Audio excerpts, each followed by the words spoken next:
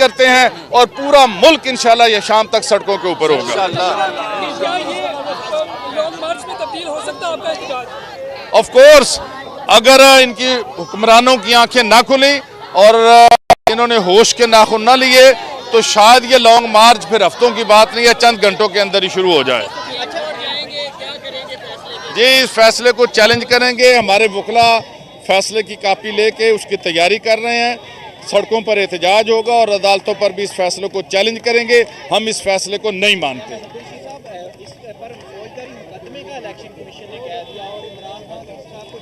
Election commissioner ने day 1 से biased फैसले कर रहे हैं।